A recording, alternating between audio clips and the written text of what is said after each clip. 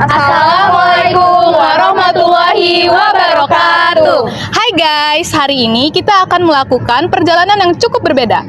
Kita akan mengunjungi TPU Karet Bifak, tempat peristirahat terakhir dua sastrawan besar di Indonesia, yaitu Sanusi Pane dan Armin Pane.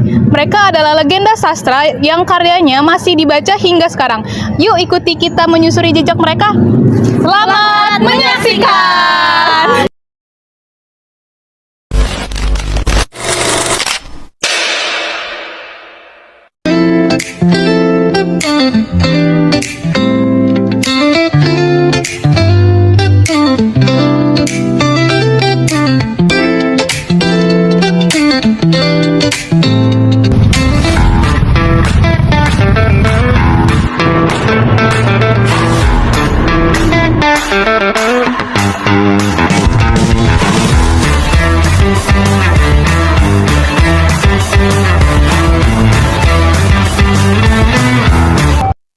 Sampailah kita di TPU Karet Bifak.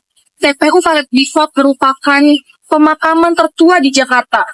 Banyak tokoh penting yang dimakamkan di sini, termasuk para seniman, politisi, dan tentu saja dua sastrawan yang akan kami kunjungi hari ini.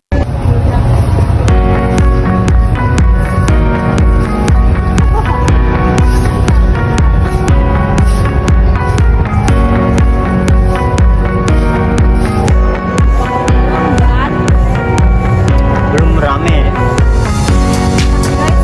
Hai.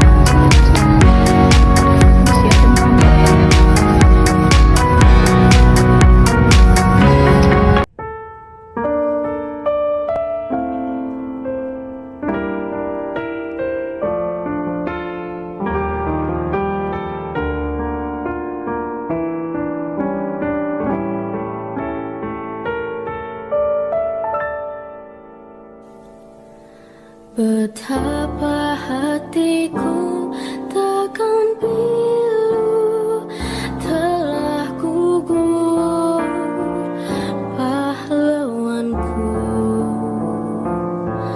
Betapa hatiku takkan.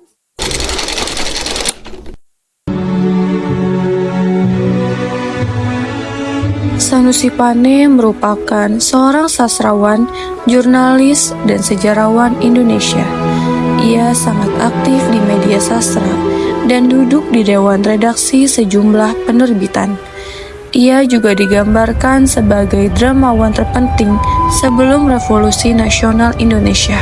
Sanusi Pane lahir di Muara Sipongi, Tapanuli, Hindia Belanda pada 14 November 1905 dari sebuah keluarga Muslim. Ia memulai pendidikannya di dua sekolah dasar di Sibolga, sebelum melanjutkan ke sekolah menengah pertama di Padang, kemudian di Batavia. Selama di Jakarta, Pane menerbitkan puisi pertamanya yang berjudul Tanah Air di majalah Jong Sumatera. Setelah lulus pada tahun 1922, ia masuk sekolah guru Gunung Sari hingga tahun 1925. Setelah lulus, ia mengajar di sekolah tersebut selama beberapa tahun dan mengambil waktu 1 tahun untuk belajar hukum. Pada tahun 1929, Pane pindah ke India, di mana ia menghabiskan 1 tahun mempelajari budaya India.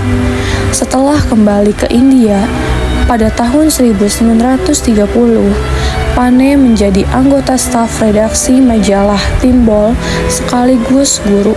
Pada tahun 1934, ia dipecat sebagai guru karena keanggotaannya di Partai Nasional Indonesia. Pane terus aktif di kalangan sastra, bergabung dengan Dewan Redaksi Panorama pada awal 1930-an bersama dengan Lim Kon Hien, Amir Sarifuddin, dan Muhammad Yamin.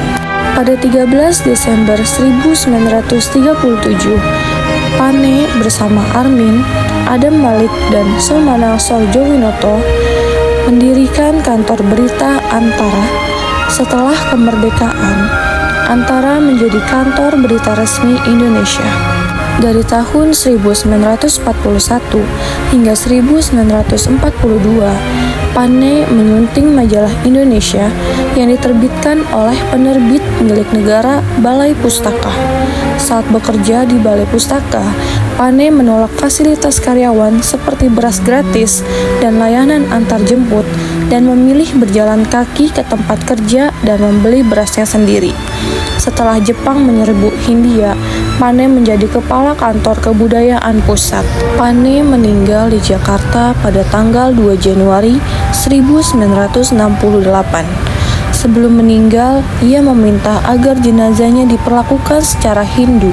Namun, keluarganya tidak mengabulkan permintaan tersebut karena mereka merasa hal itu bertentangan dengan ajaran Islam.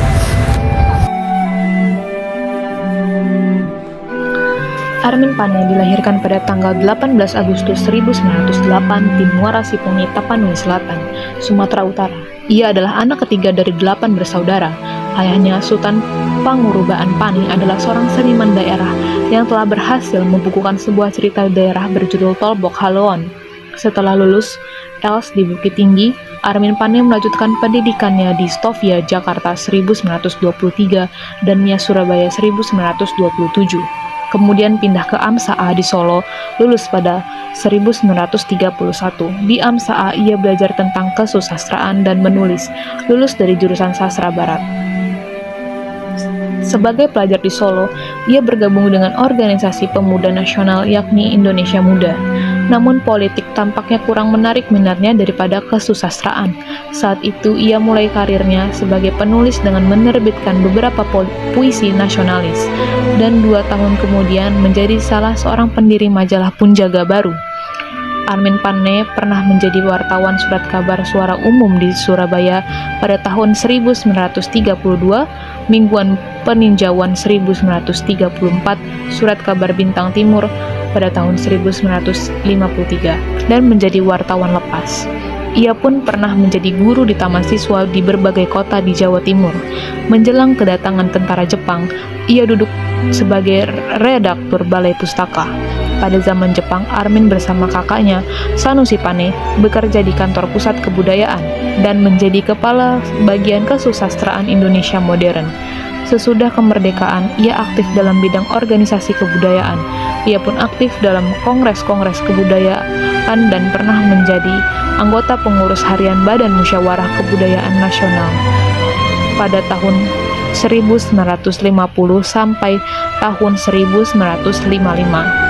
Ia juga duduk sebagai pegawai tinggi Kementerian Pendidikan dan Kebudayaan di bagian bahasa hingga pensiun.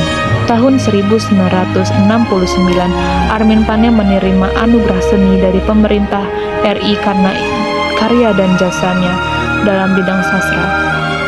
Pada bulan Februari 1970, beberapa bulan setelah penerimaan penghargaan tersebut, ia meninggal. Armin Pane meninggal di Jakarta pada 16 Februari 1970 pada umur 61 tahun. Berziarah ke makam para sastrawan ini mengingatkan kita betapa besar warisan budaya yang mereka tinggalkan. Karya-karya Sanusi dan Armin Pane adalah bukti bahwa sastra bisa abadi melewati zaman.